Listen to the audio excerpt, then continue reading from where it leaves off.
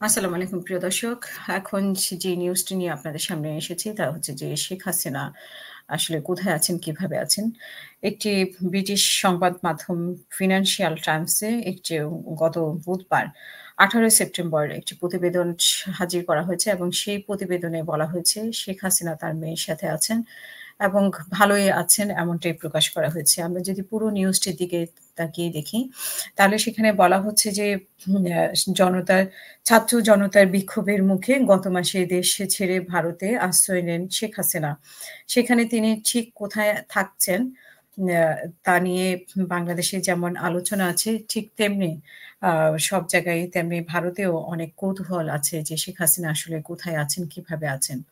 তো সেটা এই প্রতিবেদনের মাধ্যমে আমরা জেনেছি আসলে উনি কিভাবে আছেন।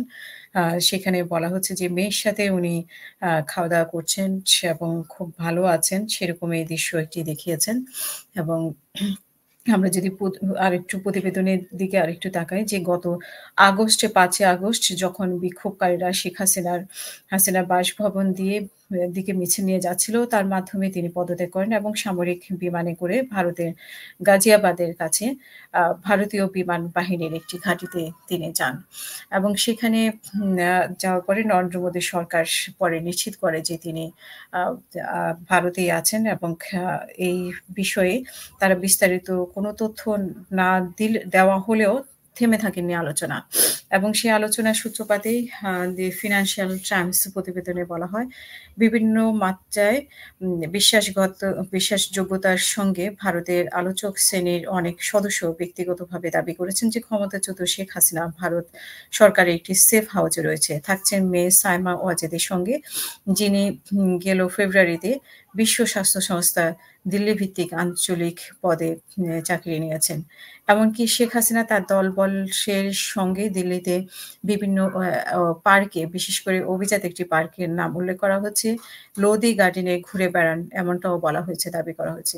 ফিন্যান্সিয়াল টাইমসে আরও বলা হয়েছে যে আওয়ামী লীগ ক্ষমতায় থাকাকালে শেখ হাসিনার শীর্ষ বিদেশি সমর্থক মোদী সরকার এখনো এ বিষয়ে নীরবতা বজায় রাখছে।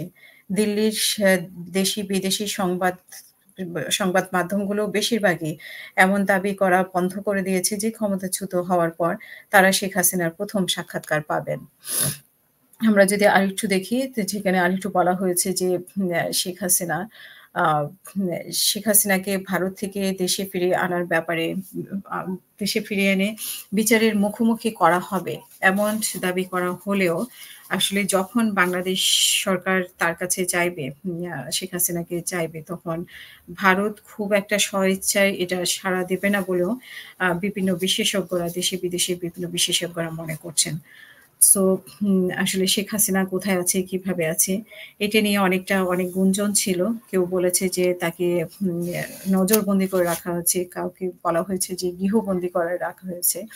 তো সেটার আ সেটাকে এখন আর সেই সন্দেহে নেই। যেহেতু এই ছবিটি প্রকাশ পেয়েছে। তো প্রিয় দর্শক আমরা আবারও আপনাদের সাথে কথা বলব। সেই পর্যন্ত সবাই ভালো থাকবেন। এখন এই পর্যন্তই। আল্লাহ হাফেজ। আসসালামু আলাইকুম।